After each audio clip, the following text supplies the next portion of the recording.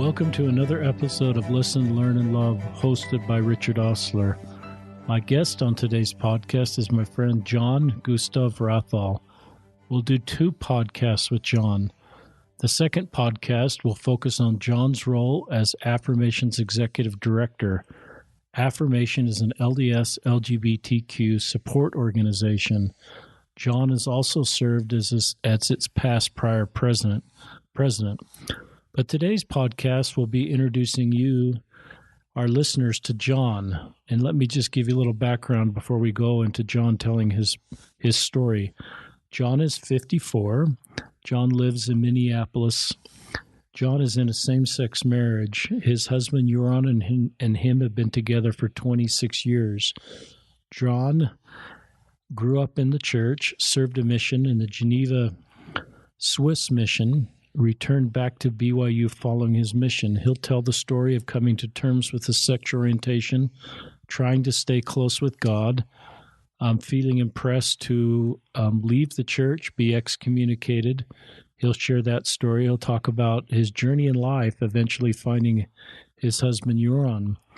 Then John will talk about in September of 2005, feeling impressed to return to the church, and we'll talk about reconnecting the church and joining his congregation in Minneapolis, which he's been doing for the last 13 years. Now, John isn't a member of the church, so to speak. But he's a believing member of the church. He's still excommunicated. He's still in this same-sex marriage, and he's been going to church and is navigating both those roads the best way he knows how. So I'm grateful for John willing to share his story, and my hope is that will help all of us better understand our LGBTQ friends and understand the unique life journey and how best to support, understand, and minister to them, and also sense their great faith in our Heavenly Father and His Son. And John has great faith in Heavenly Father and His Son, and great understanding of our scriptures and great belief in our church. So with that, welcome to the podcast, John. Thanks for having me, Dick. So tell us where you grew up and where you served your mission, and then coming to terms Sure. with your sexual orientation at some point after that. Sure. Well, when I was a young child, my dad moved to the Rochester, New York area, and he worked for the Eastman Kodak Company his whole life. And so I grew up pretty much within a stone's throw of Palmyra, the Hill Cumorah, the Joseph Smith home. As a young child, one of my cherished memories is attending as a family the Hill Cumorah pageant, sometimes several times every year. We made a point to bring friends with us to the pageant. We were a very missionary-oriented family. We were very active in the church. My parents both very devout. My mother was a convert to the LDS Church. She grew up in Finland and was raised in the Church of Finland and became a Mormon in the early 1960s. She came to the United States as an exchange nurse, and she reconnected with my dad. My dad was actually the missionary who baptized her. And they reconnected, and he proposed to her, and the rest is history. But they both were very devout, active members of the church. My dad was born and raised in the church and came from pioneer stock. And I can count on one hand the number of Sundays that we missed church growing up. We were the kind of home where you accepted every calling, where you paid a full tithe, where we practiced daily family prayer, where we practiced family home evening, and we sought to live the gospel as fully as we possibly could. And I had a testimony of the gospel from the time I was quite a young child. And I received as a child preparing for baptism, I actually received the missionary discussions from my dad, who was a stake missionary at the time. And one very powerful memory that I have is sitting down next to my dad on the couch and opening the Book of Mormon together and reading from the Book of Mormon and reading that promise at the end where we're exhorted to read the Book of Mormon and pray about it. And I felt the Spirit as my dad was teaching me about that. And I did. I followed those instructions. I read the Book of Mormon. I prayed about it. I got my own testimony as a 7-year-old child, and my testimony has, really kind of only grew from there. When I was 16 years old, I served a mini mission in our ward. Members of the priest quorum were invited to serve mini missions, and I served mine in Binghamton, New York. And after that experience, I just I was sort of on fire about missionary work, and I began to go out on weekly splits with the missionaries from that time on as a way of preparing myself to serve a mission. I worked summer jobs as a painter and as a yard worker, and I saved all of the money that I earned for my mission. And the summer before I went on my mission, I invited one of my best friends from high school to receive the missionary discussions in our home. And so he came and received the missionary discussions in my bedroom. Was taught by the missionaries. I was there and participated in the baptismal challenge. And when he accepted to be baptized, at that time I was able to perform that baptism. And I always felt like that was the first baptism of my mission. After that, I went off to the MTC, learned French, served in the Swiss Geneva mission. Again, it was that experience of being a missionary was life-changing. I've written about that, and I've talked about it because as I was serving my mission, one of the things that I struggled with was my same-sex attraction. And from the time I had been a youth, I guess 10 or 11 years old is when I was first aware that I had feelings of attraction to other guys my age, and it worried me and it bothered me, but it wasn't until I was about 14 years old that I kind of put two and two together, and I looked up the word homosexuality in the dictionary, and I realized that was about me. And from that time on, from the time I was about 14 years old on, I began to really sort of strive to overcome this. And I read The Miracle of Forgiveness by Spencer W. Kimball. I read another book by Stephen R. Covey, The Spiritual Roots of Human Relations. And I really believed that just through discipline and faith and hard work that I could overcome this. And when I arrived in the mission field and was aware that this had not gone away, it was a kind of a moment of desperation for me almost. I remember my very first night in the mission field. After my companion had gone to sleep, I got out of my little cot. I knelt down next to it and I just wept. And I prayed a prayer of desperation. And I said, Lord, I don't know how I can serve you with these feelings. And I had a very powerful spiritual experience at that moment. And the Lord said to me, I accept your offering and you can serve me. And that reassured me, and it enabled me to just kind of set aside those feelings, to stop worrying about them, and to do my best to serve as a missionary. And in my time in the Swiss Geneva mission, I baptized 5 individuals in 2 different families. two of which subsequently went on to serve missions of their own. One of them served a mission in the Paris mission, and one of them served a mission in the New Caledonia mission. So I came back from that mission and came home, and even though it had been a very successful mission, I still struggled with feelings of despair around my sexuality. This still had not gone away.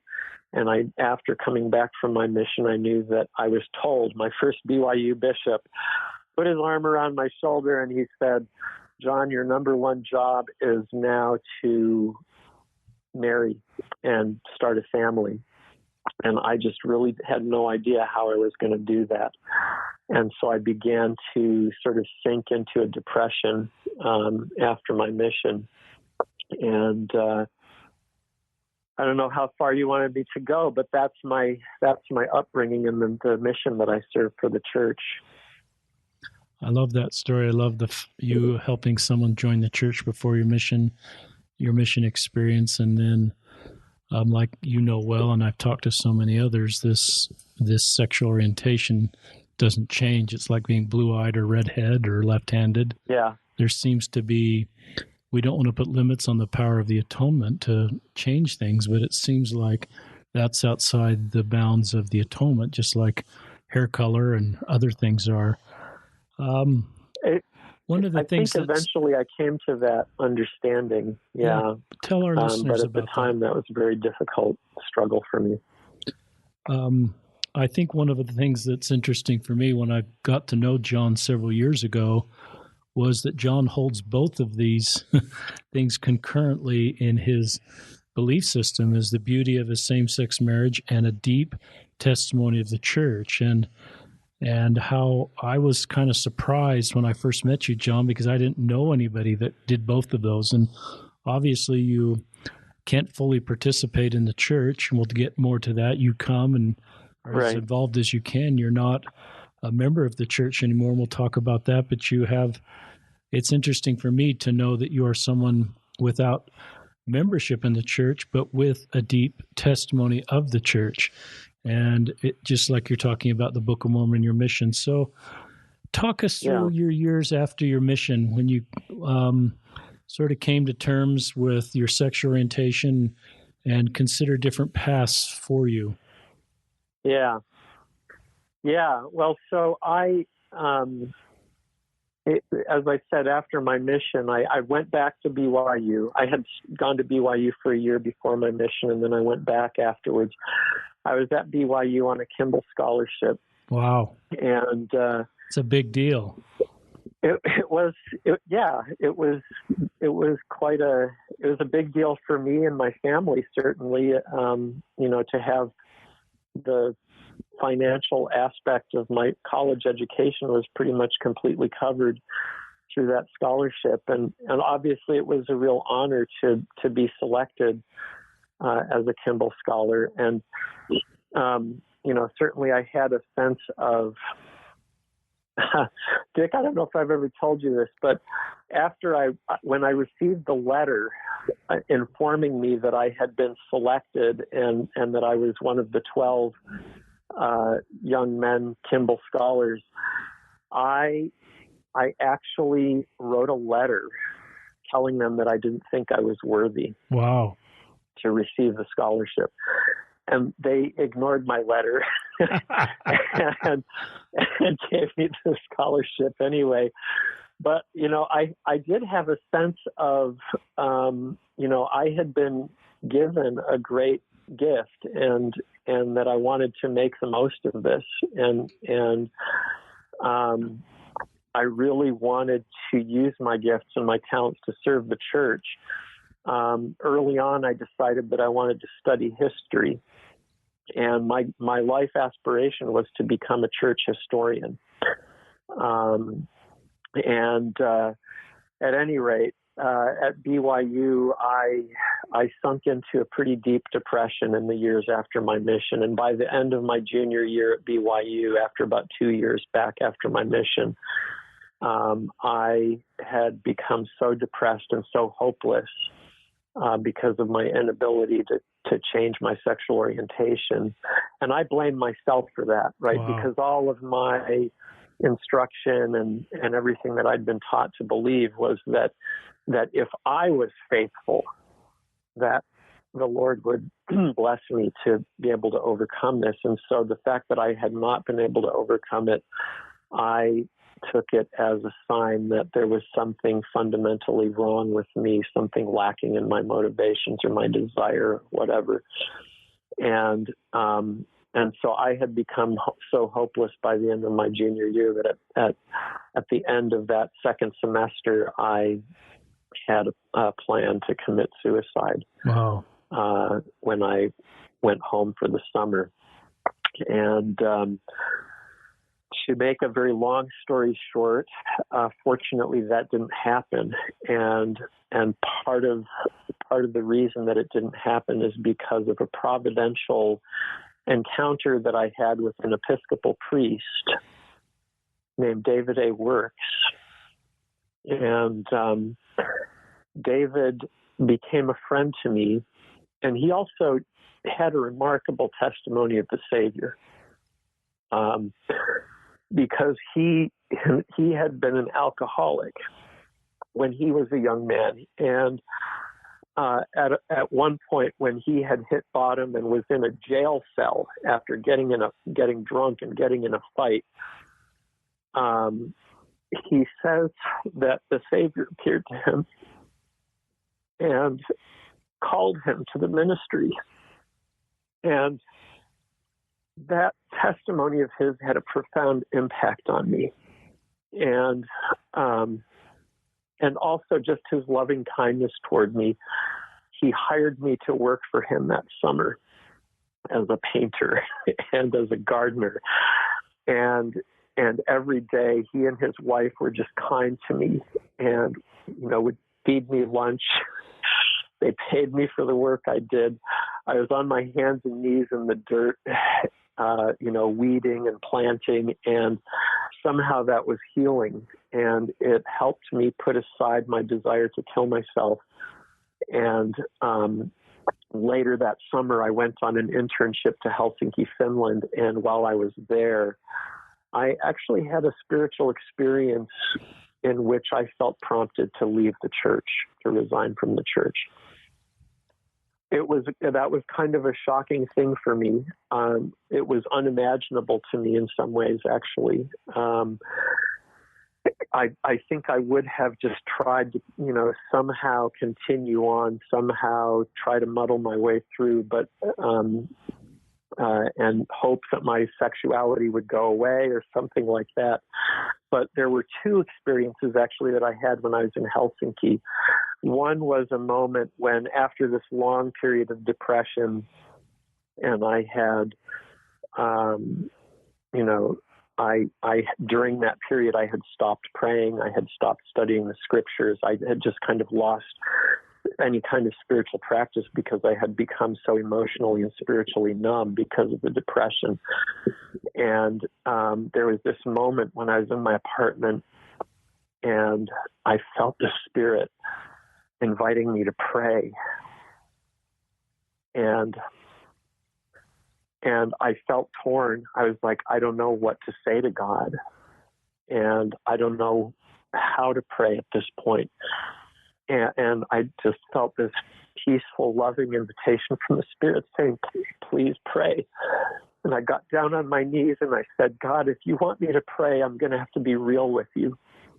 And I essentially came out to God and I said, I am a homosexual and I don't think there's anything I can do about it.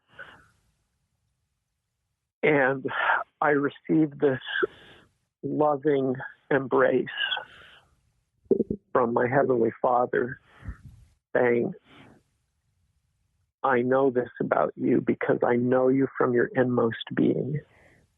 And I felt nothing but love and acceptance in who I was and a sense that this was an integral part of who I was and that this is how the Lord had created me and that the Lord embraced me in this. And so So that was one spiritual experience that I had, and the other spiritual experience that I had was sometime later, where I felt a very clear prompting to ask to have my name removed from the records, which was very confusing to me. I wrestled with that for several days. I kind of argued with the Lord about it. I wasn't quite sure, like, why God would ask me to do that. And finally, I decided to do it, and I began to write a letter, 2 letters, one to my family to explain to them that I was gay and that I was resigning from the church, and a second letter to my bishop asking to have my name removed from the church records. And as I began to write those letters, I had what I would describe as a remarkable visionary experience. And part of that was a very personal reassurance that I got from the Lord that this was okay, and that my family was going to be okay, and everything was going to be okay. And so I did it. I have this sort of mental image of leaving the safe harbor of the church that I had been raised in, and that had taught me everything about God, about myself, about everything that I knew about what it means to be a child of God and a spiritual being. If I was leaving the safe harbor and sailing out onto the open ocean with no idea where I was going to end up.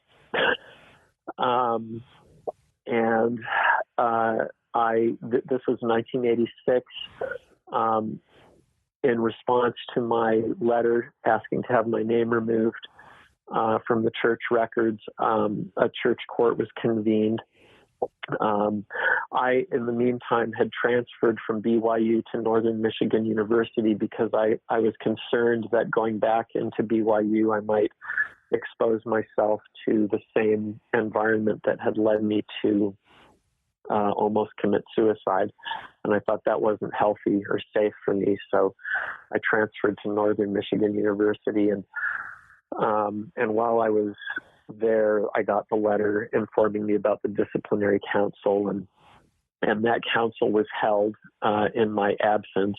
My father attended the council and was present, and as I understand it, that was one of the most painful experiences of his life. It was very difficult for my parents, and something that they didn't fully understand. And I tried to explain to them that this was something I felt the Lord wanted me to do, and they couldn't understand that. And we went through a really kind of difficult period in my relationship with my parents. But even after resigning from the church, I really wasn't quite completely sure what to make of being gay. And the mindset that I had leaving the church was still that I had 2 options, that I could either try to marry a woman and try to make that work, or I could be celibate for the rest of my life. And I saw those as really my only 2 options. And I actually felt a sense of relief having left the church, because there was, at that time in the church, so we're talking the mid to late 80s, 1986 was when I resigned from the church. And at that time, we just didn't talk about celibacy, right? I mean, the expectation was you're going to get married. That's the only way you can get exalted is through marriage. And I just felt a huge sense of relief that there was no longer all of this pressure to marry. At that time, celibacy sounded to me like the best thing in the world because marriage just was not, not within my realm of possibility. And I I kind of, I dated some women. I actually dated a former friend of mine from BYU for a while. I dated a young woman that I met through the Lutheran campus ministry, because after I had resigned from the church, I became active in the Evangelical Lutheran Church in America and was involved in campus ministry at the University of Minnesota. And so I was trying to date, but not really. That wasn't getting me anywhere. And finally, at one point, I just kind of reached a moment where I was like, okay, I need to choose. I need to decide. Am I gonna get married, or am I gonna be celibate? And I went to the Lord and I began a fast. And I said, Lord, I am not going to eat food again until you have told me what I should do about this. And I was into the third day of my fast. After the first day, I was drinking water, but I was not taking in food. And at the beginning of my third day, I was walking across the bridge between the east and the west bank of the Mississippi River at the University of Minnesota. And I was about halfway across that bridge when the Lord spoke to me very clearly and said, you haven't considered all your options. And later that day, I met a gay man, the first gay man that I had ever met who was openly gay, out of the closet. That evening I went on a retreat that was organized by the Lutheran campus ministry, and he was there as part of that retreat. And I got to know him better, and I began to wonder, okay, so the Lord says, I haven't considered all my options. Is the Lord saying that I should consider a same-sex relationship? But I took that admonition seriously. And at that point, I decided that I had actually gone as far as I could with dating women, and that had led nowhere. And so I actually kind of checked that off the list and felt I had done my due diligence and explored that option and ruled it out.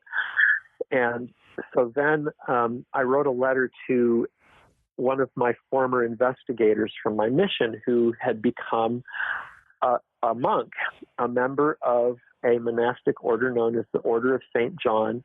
They were sort of a spin-off from the Dominican order, and he was living in a monastery in central France, in Grenoble, near Grenoble, near Le Creusot. And I wrote him a letter, and I said, I think I would like to come and spend some time at the monastery to explore celibacy. And so he contacted the head of his order, and he got back in touch with me, and he said, you're welcome to come. There's only one requirement, and that requirement is that while you are here, you follow all the rules of our order. And I said, I would have it no other way. That's exactly what I want. So I flew to France. I spent a summer at the monastery. And it was a beautiful experience. I would get up at sunrise, and I would begin prayers. There was a chapel where we would gather, and we would get down on our knees, and we would just be there for hours in silent meditation until the sun came up and the sun was shining through the windows of the sanctuary. And then we would have like a matin service, and then we would go about various activities on the monastery. They had a farm that we would work on. We had scripture study. We were, at the time that I was there, we were studying and doing a very detailed study of the book of Isaiah, being taught by a Dominican brother who was a convert from Judaism and who knew Old Testament Hebrew inside and out. And so he had a Hebrew Old Testament in front of him, and he would read to us from the original Hebrew, and we would discuss Isaiah together. It was an amazing thing. We had meals together in silence. We had, and then we had evening prayers in the evening, like the prayers that we had in the morning.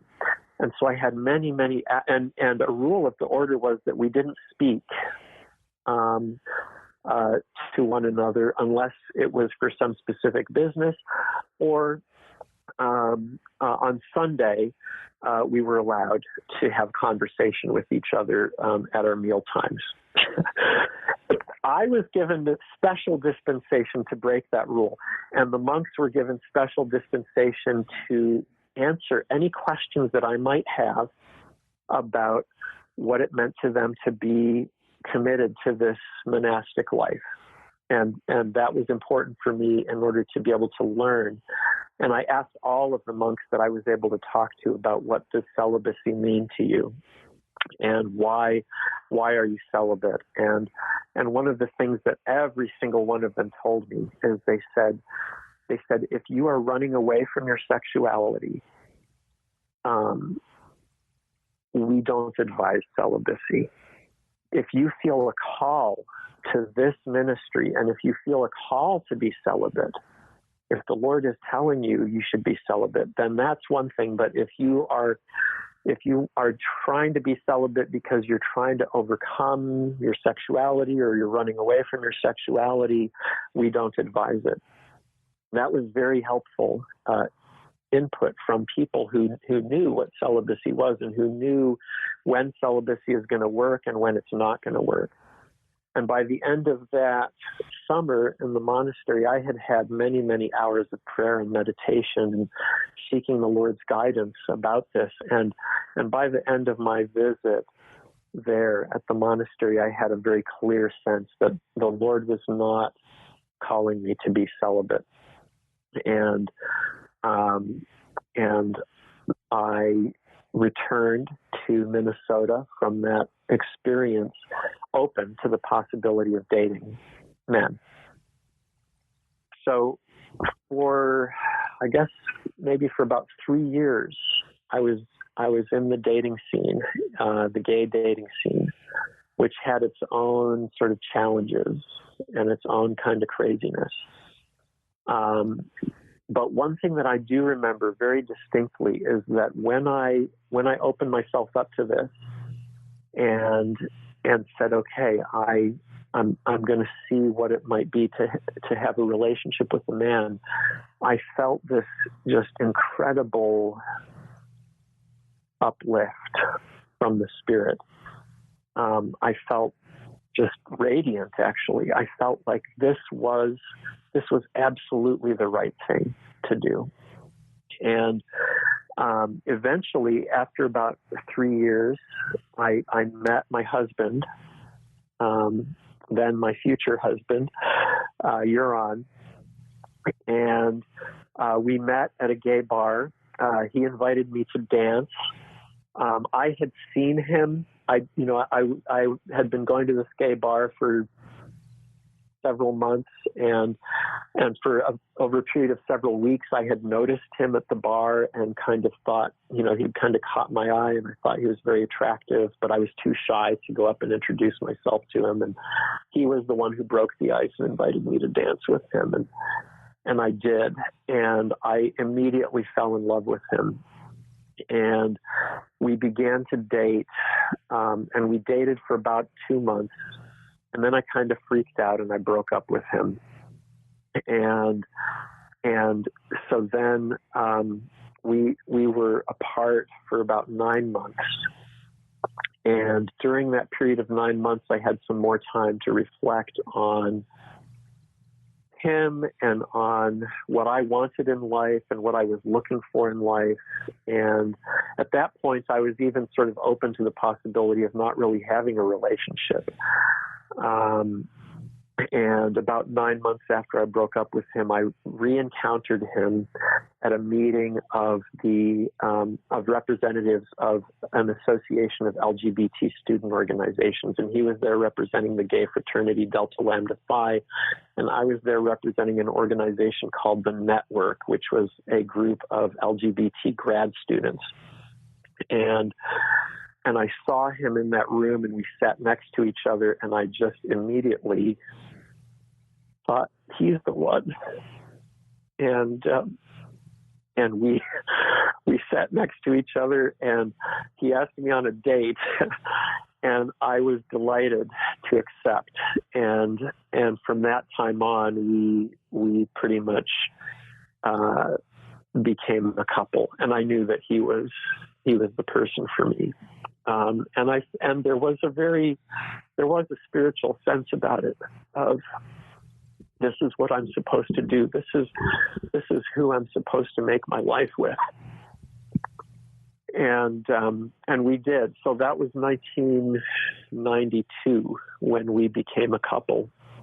And eventually we, after sort of living in each other's apartments for a while, we finally, we rented an apartment together. And then, I guess in 1996, we bought a home together, and it's the home that we're living in together now here in South Minneapolis. We had a commitment ceremony in 1995, which was his idea. You know, he was sort of pestering me and saying, I want to get married. And I was like, we can't get married. It's against the law. We're not allowed to be married. And he's like, well, I still want to have a commitment ceremony. And I'm like, kind of like, why do we need that? We love each other. We're committed to each other. I know I'm committed to you. You know you're committed to me. Why do we need to make a ceremony about it? That was kind of my attitude at that point. And he was like, it's important to me. And so finally I said, okay, to humor him, because I love you, we will do this, even though I don't feel like we need to do this. So we planned a commitment ceremony in August of 1995. We invited all of our friends and family. My parents came, my grandmother came, some of my siblings came. My brother Joe is on his mission in Idaho, so he couldn't come. But we had about 110 of our closest friends and family were there. Euron's family came as well, and we had a beautiful ceremony. My dad actually read some scriptures as part of the ceremony that we had, and that ceremony of commitment changed my life, because here I was making promises to him that I was going to care for him and love him and respect him and honor him. And we were asking God and our family and our community to help us keep this commitment to one another. And it was powerful. It changed my whole understanding of our relationship and what our relationship was about. And it gave me a sense of how important this responsibility is to care for another human being. So that event was a life-changing event for me in 1995. It was a non-legal ceremony. It had no legal standing at all. It was a commitment ceremony that we held. In 1996, a year after that, we bought the house that we live in. And then we just kind of were doing our thing for a while and working and sort of living our lives and growing as individuals and as a couple and learning about what it meant to love each other. And we were involved in a community gospel choir that we sang in, that we loved. And we were involved in a church. We were attending Lindale United Church of Christ, a UCC congregation that had a lesbian co-pastor and that welcomed LGBT people to be members, and we were active in that congregation. That was kind of our life. And then in 2005,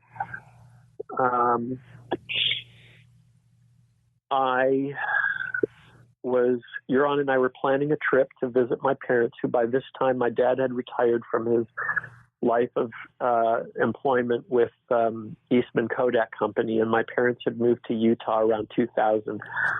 And so they were living in Springville, Utah, and we were visiting them for holidays and things like that. My parents loved and embraced my husband, and so we were visiting them regularly, and we were there for a summer visit.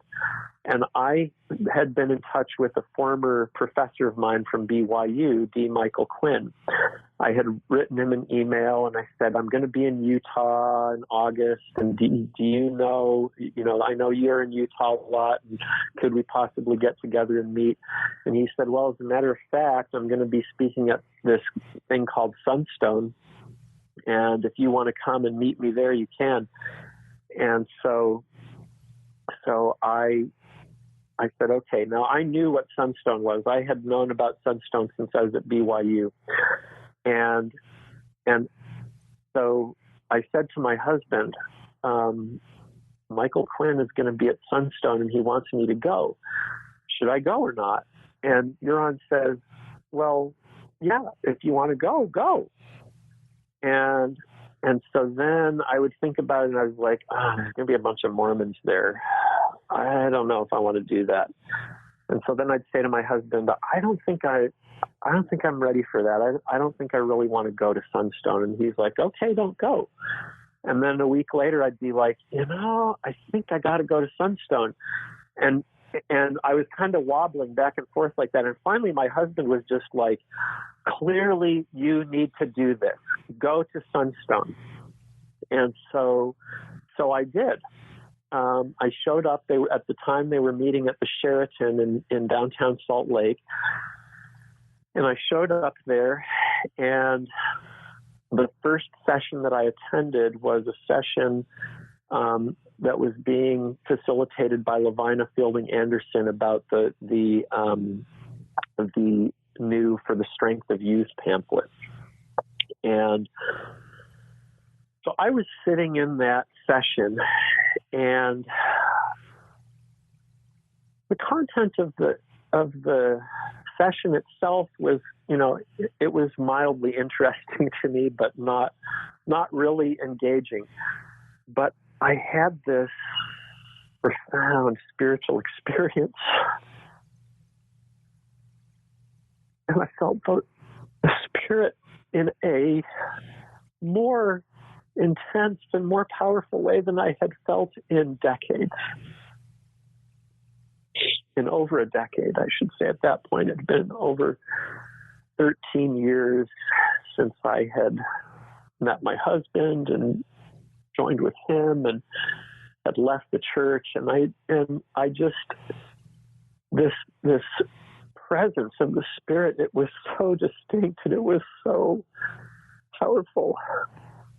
And the Lord said to me, it's time for you to come home to the church. That it was so clear. And my immediate reaction to that was anger. I was really mad. And I said, Lord, you cannot do this to me. I thought you told me to leave. I thought you told me to be in this relationship with my husband. How can I come back? How is this even possible? I said, they don't even want me back. And the Lord just said, it's time for you to come back. And I felt such peace. And so I just tucked that away. I told nobody about this experience that I'd had. My husband and I went back home to Minnesota, but it was there, and it kept coming back. That was in August of 2005, and it kept coming back, and the Spirit kept saying, you need to go back.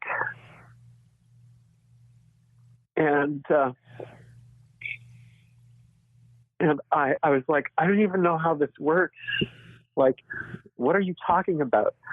And I had this ongoing argument with the Lord for about a month. And finally, after a month of arguing with the Lord,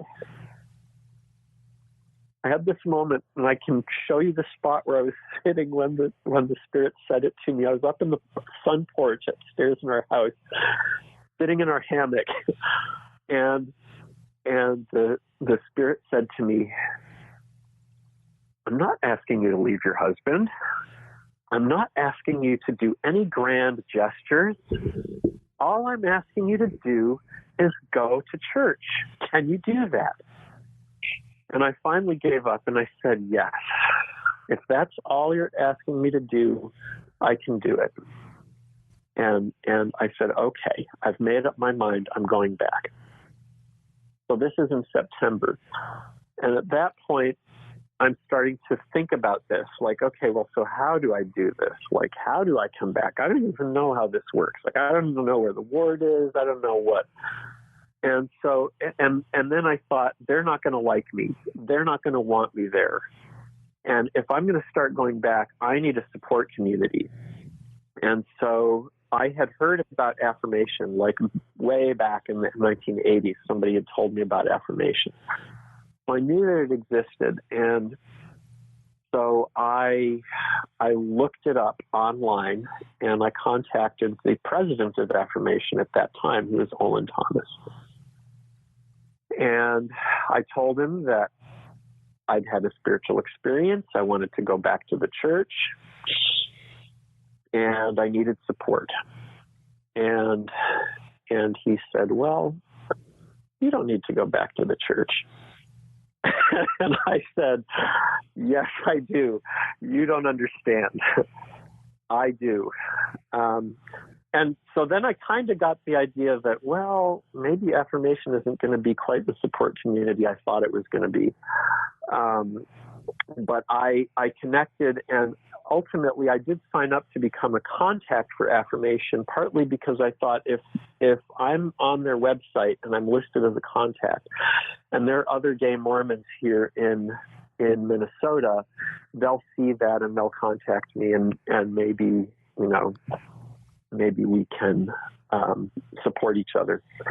And that did happen, actually, over the years. I was contacted by lots of LGBT Mormons who saw my name in the website and who lived here in Minnesota. And so over time, I got to know quite a few LGBT Mormons, and some wanted to be active in the church and some didn't. And one of them joined the church as a result of an experience she had had with me before or shortly after I had started coming back to the church. It was just, there were really fascinating stories that happened. But in October was when I started attending.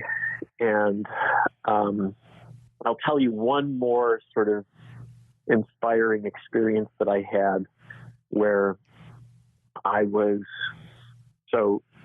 this was like late September. I know I've got to go back to the church. I'm not sure how I'm going to do this. And I'm visiting with some friends of mine in St. Paul, Minnesota, across on the other side of the river.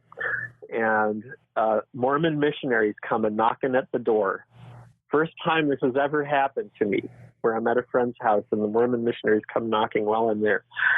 And my friends look at me and they're like, there's Mormon missionaries on our doorstep. You go talk to them. You're the Mormon. And so I go out on the doorstep and I'm talking to them. And, I say, for the first time ever, I'm encountering missionaries since I left the church, and I'm telling them my story, and I'm just being open with them. And I said, I've done what you're doing right now. I was a missionary too. And I'm gay, and I'm in a relationship with a man. And at that time, Your Honor and I had been together for 13 years. And one of the missionaries says to me, what made you lose your testimony? And I said, I didn't lose my testimony. I said, it was because of my testimony that I almost committed suicide. I kind of told them my story, my gay Mormon story, and they were, there was a senior companion who was kind of wanting to argue with me a little bit. He was the one who said, "What made you lose your testimony?" There's a junior companion who's kind of quiet through this whole thing, and who's just listening and making eye contact and very kind expression of just great kindness and love on his face. I could feel it. I could feel the love coming from this junior companion, but he wasn't talking a lot. Senior companion was doing all the talking and kind of arguing with me and kind of being obnoxious, right? Like kind of pissing me off a little bit. But after we were talking for about half an hour, and my friends are starting to wonder what's going on here. And finally, they're getting ready to leave, and they say, "Well, you should come to church." And I said, "Well, as a matter of fact, within the last month, I've decided that I really do need to go back to church." And they said, "Well, that's great." And so they gave me a card that had information about how to find out, which ward was the one closest to where I was. And so I took that and I stuck it on my bulletin board at work, and I stared at it for a few more weeks. And then finally, I looked up where my ward was. I found it, and I got up the courage, and I finally went. And I'm telling you, I was scared. Wow. I didn't know, what was going to happen. And I walked into the sanctuary. I snuck in at the back just as the meeting was starting. I sat down on the very last row, and there were 4 missionaries sitting in front of me. And one of them turns around, and it was that junior companion. And he had just been transferred the Wednesday before I showed up to that ward. And he saw me, and this huge smile broke out on his face. He's from Panguitch, Utah. And he reached out and he grabbed me by the hand. And he smiled and he said, "Do you remember me?" And I said, "Yes, I remember you. How could I forget you?" And he said, "I'm so glad you're here." And I thought, there's one person in this ward who knows that I'm gay and who's glad that I'm here. And it kind of went from there. Wow. I knew that the Lord was taking care of me. And during that sacrament meeting, I felt the Spirit so strongly. And my testimony came flooding back. And I knew that the church was true. I knew that this was where I needed to be. This was where the Lord wanted me to be. And I felt the Spirit, and I was so glad, because I knew that if I had ignored those promptings of the Spirit, that I would have lost the Spirit. And I did what God asked me to do. I went back to church, and I have been richly rewarded. And I have received incredible priesthood blessings. I have had incredible spiritual experiences with I'm on my 4th bishop now. And I've had incredible spiritual experiences with every single one of my bishops. I have a testimony of the priesthood. I know these men hold the priesthood. And I have seen dramatic. I've seen miracles. I've seen a healing miracle that happened with my sister involving a priesthood blessing. I've been so blessed, and my attendance and my involvement in my ward has just it's enriched my relationship with my husband. And I know I'm supposed to be with my husband. And I know that this is part of the Lord's plan for me. And I absolutely have a testimony of the church, and I know that I'm going to be a member of the church again someday in good standing. And I'm going to hold a calling in the church. I know this. But it's going to be on the Lord's timetable, not mine. And it's just going to require some patience on my part. But it's going to happen. And I know, people say, like, I've had bishops say to me, like, how do you reconcile, the conflict between what you know about your relationship and what you know about the church? And I say, I don't make any attempt to reconcile it, make sense of it. I just accept that we don't know everything yet. We don't know everything that the Lord has for us to know. And all we can do in the meantime is do our best with what the Lord has given us. And I have been richly blessed. And the Lord has given me a lot to work with. And I've shared this on occasion. It's a profound learning for me. I learned from one of my dad's high priest group leaders, and in a lesson that he gave, he said, all of the ordinances that you need, all of the saving ordinances that you need can be performed in a matter of minutes.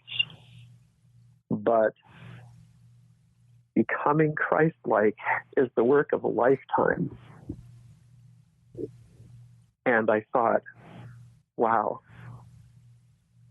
I can work on emulating my Savior, on being as Christ-like as I can be, so that when that time comes, when I can receive all of those ordinances, I'll be the kind of person that I came on this earth to learn how to be. So that's my testimony of the gospel. I know this is where I'm supposed to be. And I have seen the Lord at work in the church. I've felt the Spirit, and I know it's painful. It's extremely, extremely difficult for people, and some people think that when I'm telling my story, some people think that I'm maybe somehow implying that they need to go to the church, or they need to be, do this or be active or do whatever. If anything, my story should be proof that what the Lord wants us to do might be different from what we've sort of been indoctrinated to think we're supposed to do. The Lord's plan for us is very unique and very individual, and it may not be the Lord's will for you to be active in the church right now or ever. I don't know. I don't know what the Lord's will for you is. That's between you and the Lord. And so I'm not telling people they need to do anything but engage in their own deep, profound, personal discernment process. And that discernment process is whatever you have according to the best lights that you have. If you've never had a spiritual experience telling you what to do, then that means it's up to you to figure out on your own what to do. And the Lord gave us brains. The Lord gave us hearts. The Lord gave us the ability to discern situations, to figure out what's healthy, what's not healthy, and to act accordingly. And so we owe it to ourselves, and we owe it to our Creator to use what we have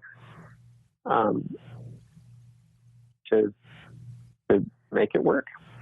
And if we do, if we're true to ourselves, if we follow our own heart and we're true to ourselves, then it's all going to work out. That is also my testimony. So I'm not trying to hold out this particular path as a path that anybody else should follow. I know it's what I was supposed to follow. It's been an amazing learning experience, and it's not over. And my husband and I are celebrating. We just on Sunday celebrated our 26th anniversary, and half of our relationship now have been active in the church, and we've grown and prospered as a couple, and I've grown as a spiritual being, as a child of God, as a disciple of Jesus Christ. John, I love this story. It's a powerful story. On a lighter note, I remember, just because it was a great story, on your Facebook page one day, you're out on a ward service project, and you and another member of the ward are delivering food or something from place to place. And he doesn't know you're married to a man, and he just picks up small talk. He just sort of was small talk with you. Tell us just about that story. I just thought that was a fun story. Well, I've had a couple of those kinds of experiences, and I've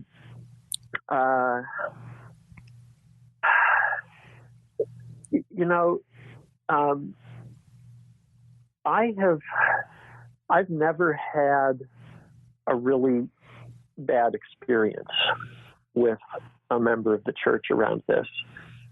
And when I have had those experiences where I've been, on a service project or talking to a member of my ward, or, I've had those situations where I've come out to individuals, I've never sensed anything but respect and love. And, I think there's an advantage in being excommunicated in that I don't pose a problem. My church leaders aren't sitting there scratching their heads thinking, what are we going to do about John? The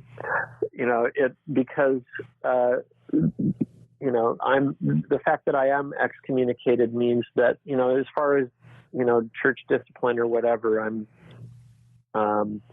there's no action that needs to be taken. And it's the same with members of my ward. The fact that I'm excommunicated, but that I have a genuine love for the gospel. And my reason for being there is because I want to grow in the same way that they want to grow. I'm not there to make a point. I'm not there to convince them of this or that. I want to feel the Spirit like they do. I want to learn. And so it takes all the pressure off those relationships. And so we do. We can have fun. Your ward lets you serve. It sounds like your ward has created space for you to serve in, I don't know how to define them, non-spirit. You're obviously not teaching Sunday school. Right. But you're attending all three meetings, but you are doing things like serving in temporal service assignments, and that seems fine for everybody, and you're able to give value. And that's, so it senses your ward is creating space for you to serve and to help build a kingdom. Yes. Like anything that I can do without a formal calling, I've been invited to do. I've sung in the choir. I've participated in building cleanup. I've gone on service projects. My favorite place is the Bishop's Storehouse. I love stalking there. I love going on those drives across Minnesota where we deliver food to drop-off points. And you've gone out with the missionaries as they've been teaching. I think you've told me you've split with the missionaries. Yes. I've occasionally partnered with the missionaries with the permission of the appropriate authorities, often in situations where they have an investigator who's concerned about LGBT issues, or sometimes I've had linguistic skills that I could contribute because of my French. For example, I had the great privilege of being able to be involved in a baptismal interview with a sister from Africa who did not speak English and needed me as a French translator. It was a beautiful experience for me to be able to translate those baptism questions into French and then translate her answers back into English. That is in preparation for her baptism. We could just stop and all of our listeners just process that for a while, and the beauty in that. That's really a beautiful, unique situation, John. A couple thoughts on this podcast. I think we should talk as a separate podcast about affirmation. So I'm going to invite John back, and we'll do a separate podcast because I want all of our listeners, after you've heard John's wonderful, unique life story, to then let's talk about affirmation and what affirmation does and John's role with an affirmation and his advice to parents of LGBTQ children as well as other LGBTQ. So let's do a separate podcast if John will come back, and that would be a great podcast for a whole separate podcast. But John, let's go back to part of your journey. One of the things that I think is hard for members of the church to kind of get their arms around is you getting personal revelation that's different than the general teachings of our church. Obviously, we teach you, none of us can get personal revelation for the overall direction of the church. I'm reading the church history right now of examples of early leaders that when Joseph Smith was alive felt they had revelation for the whole church. And we learned in those early years of the church that Joseph Smith and subsequent prophets had revelation for the whole church. But this is a different situation because you're getting personal revelation that I would call it's outside the doctrine of our church and the teachings of our church that I invite everybody to follow. And so I would think some members can't quite, that would be difficult for them to process and believe maybe that the revelation you got is actually from God because it's not consistent with the general revelation from the church. Some might say, well, you got revelation from other sources. And I'm sure you've had to answer this question over the years and people have challenged you. So what would you say to our listeners about that? Well, first of all, I understand it. And I certainly struggled with that myself. Like I had to go through my own process of, my immediate reaction to some of these revelations was disbelief. Like, did I hear this wrong? Like, is this actually what the Lord said to me? And often I would, I would ask several times, and sometimes only reluctantly accept that this is clearly what the Lord said to me. Ultimately, the sort of the moment of, or the insight that I had, came from this idea that by their fruit shall you know them. And I thought, okay, so if a revelation that I receive is from some source other than the Lord, then we're probably not going to get good fruit from it. But if the fruit that we're getting is good, then that's probably a sign that it actually is from the Lord.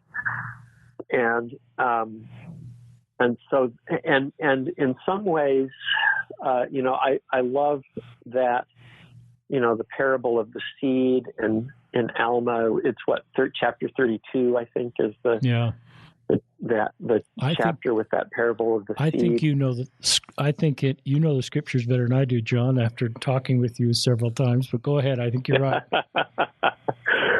So, but that idea that you plant a seed and the moment you plant it, you can feel whether it's a good or bad seed. You kind of get that, right? It says, it swelleth and it beginneth to grow, right? So like as soon as you plant that seed, you usually have some kind of a sense of whether it's good or not. But there's also a process of like days and weeks and years where that seed eventually grows into a tree, and you get to see what kind of tree that is and then what kind of fruit that tree produces, right? So what I realized is that there's a process of you have to be patient and you have to wait and see what kind of fruit is born by this. And so one of the powerful insights for me as well is that, look, if you're doing the best that you can, and you alone know, right? Like, if you're engaged in any kind of self-deception, at some level you know. But if you're doing the best that you can and you're being as honest as you can and you really feel this is what the Lord is asking me to do, I think there's a grace in the atonement in that like if I, with good intentions and with sincerity, make a mistake and I do the wrong thing, and then I learn the hard way, right? I make the mistake, and then that choice, that decision brings bad fruit into my life. Like, that's the grace of the atonement, is that I don't have to keep watering that tree. I can pull it up and uproot it or cut it down or do whatever I need to do with it, burn it, whatever, right? That's the atonement. So I knew that there's a grace and a love in God's interactions with us that would enable us to course correct. And I have had to do this countless times. And there's never been a point in my life where I could say, I'm done. I'm not making any mistakes anymore. I don't need the atonement anymore. There's never been a point in my life where that's happened. But I know that so that gives me a level of trust of, if I feel that this is what the Lord is telling me to do, I can go with that and see where it leads me. And then if down the road I'm like, oh, that must not have come from the Lord, then you course correct. But I think ultimately, so, I look at this as the work of a lifetime. Like, we don't know God's ultimate plan for us probably until the hereafter. And I think maybe if we're lucky, by the end of our lives, we'll begin to get a pretty good sense. And I've seen this, like, in the lives of people who've gone before me, like my blessed mother or my grandmother. Like, these were women who became sanctified women and who lived lives of love and service and piety, and who died without an enemy in the world because they were so Christ-like and so loving. And I think they showed the way. Like, I got to see what a sanctified life looks like. So I look at my own life, and I constantly ask that question, like, is this choice making me more Christ-like? Is it helping me to live more like, and what I found with my relationship with my husband is yes, yes, and yes.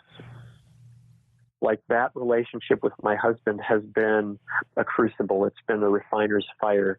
It's been a context in which I've learned about sacrifice. I've learned about listening, patience, kindness. I've had to overcome my ego in order to be the kind of husband that he needs to be, in order to keep those promises that I made to him, to care for him and love him and help him, right? Like, if you truly love another human being, your primary responsibility in life is to help that person be the best them they can possibly be, right? And so these are all things that I've learned in my marriage. So my marriage with my husband has just borne so much good fruit in my life, so much rich, good fruit. And we became foster parents in 2008, 3 years after I had started attending the church again, and we felt this as a calling, and we had a chance to raise a gay son, and to be a positive influence in his life. That he chose us, and the foster care agency chose us because he was gay, and they wanted parents who could be good role models to him. And so we had this beautiful experience, and we foster parented 2 other foster kids for much shorter periods of time. Glenn we had for years until he transitioned to independence, and he's grown up to be a beautiful, wise, kind young man, and his husband Will, and he works for the city of Minneapolis now, and we're so proud of them, and we've seen so much good fruit in their lives as a result of their love for one another and their commitment, and they're following that example that Yaron and I tried to set for them. So that's all I can say. And it's a really good answer. I hope this isn't disturbing to people. No, it's, but, I just let the chips fall where they may. And ultimately my response to people would be to say, give it time and the truth will out. Like if something is false and if something is wrong and if something is evil, it will show itself eventually. It's a great answer, John. And I think, as we first visited a couple of years ago and I stepped into this space, I've learned to hold ambiguity. I've learned to hold two thoughts in my head that sometimes if I put them together, they're harder to reconcile. And that to me is, for me, I think a sign of increased spiritual maturity. And as I'm trying to come closer to Christ and better understand my fellow men, we're coming to the end of this podcast. So, in my experience, I just honor your life, John. It is, some of your life is outside what I would call the circle of the doctrine of the church that I believe in, support, invite everybody to follow. But I recognize through the principle of self-determination and personal revelation that people may have paths that are outside of the church that I believe in. And your path is unique because you're kind of back in the church. I guess I look at, 99% of God's children being outside of our restored church. And so I'm at peace that you chose a path that is right for you. I don't have any reason to sort of doubt your path or try to figure out a backstory behind it or what's really going on here. I've been in meetings with you. I've interacted with you. I felt an incredible spirit. We'll talk in another podcast about what we're doing with Affirmation. I know you have a good relationship with many people in a more senior leadership position in our church, that you're a bridge builder and creating a great deal of healing and understanding because you have a unique life mission. So with that, John, thank you for joining us. Any last thoughts you'd like to leave with our listeners? Well, I thank you very much, Dick, for having me, and I appreciate everything that you do for LGBT Mormons and their families, and thank you very much for doing what you do. Well, thank you, John. You're a great man, a great friend, and have helped me be a better person, a better Christian. You've given me spiritual insights, doctrinal insights, and I love the story of your ward. And you've told me many times of the people in your ward and that, love you. And to me, that is the gospel of Jesus Christ, is loving everybody. So thank you, John, and thank you all for joining us on another episode of Listen, Learn, and Love.